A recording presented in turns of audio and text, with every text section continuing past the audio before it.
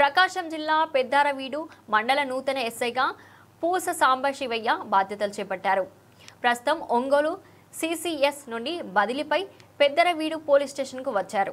నూతనంగా బాధ్యతలు చేపట్టిన ఎస్ఐ సాంబశివయ్యను స్టేషన్ సిబ్బంది శుభాకాంక్షలు తెలిపారు. ఇక్కడ ఎస్ఐగా విధులు నిర్వహిస్తున్న అనిల్ కుమార్పై అవినీతి ఆరోపణలపై వీఆర్కి బదిలీ అయ్యారు. ఆయన స్థానంలో పూస సాంబశివయ్య ఈ రోజు బాధ్యతలు చేపట్టారు. గతంలో త్రిపురాంతకం కొమరోలు మండలంలో సమర్థవంతంగా విధులు నిర్వహించి ప్రజల మన్ననలు పొందారు. ఈ సందర్భంగా ఆయన మాట్లాడుతూ పెద్దారవీడు మండలంలోని ఎటువంటి అవాంఛనీయ సంఘటనలు జరగకుండా గ్రామస్తులపై ఎప్పుడు నిఘా ఉంటుందని, గ్రామాలలో అసాంఘిక కార్యకలాపాలకు ఎవరు పాల్పడినా వారిపై కఠినమైన చర్యలు తీసుకోబడతాయని హెచ్చరించారు.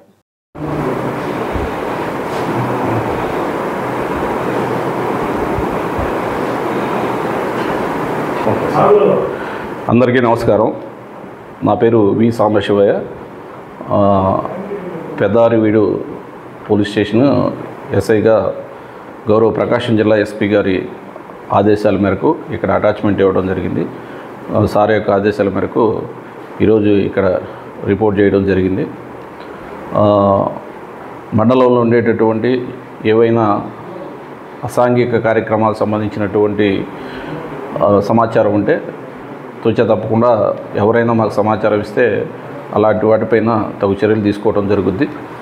అంతేకాకుండా పెద్దారవీడు పోలీస్ స్టేషన్ లిమిట్స్లో రోడ్డు స్ట్రెచ్ హైవే ఎక్కువగా ఉన్నాయి కాబట్టి ఈ స్ట్రెచ్లో ప్రయాణించేటటువంటి వాళ్ళందరూ కూడా తగిన జాగ్రత్తలు తీసుకొని హెల్మెట్, ముఖ్యంగా హెల్మెట్, ఈ బైక్ మీద వెళ్ళేటటువంటి హెల్మెట్లు ధరించడం, సీట్ బెల్ట్ పెట్టుకోవడం, కార్లో వేగంగా పోకుండా మితమైనటువంటి వేగంతో మద్యం తాగి వెహికల్స్ నడపకుండా తగు జాగ్రత్తలు తీసుకోండి. లేని పక్షంలో నిరంతరం మేము ఈ డ్రంక్ అండ్ డ్రైవ్లు కానీ, అదేవిధంగా ఈ హెల్మెట్ లేకుండా వెహికల్ నడిపే వాళ్ళకి, వేగంగా ప్రయాణించేటటువంటి వాళ్ళకి చలానాలు కూడా ఇంపోజ్ చేయడం జరుగుద్ది.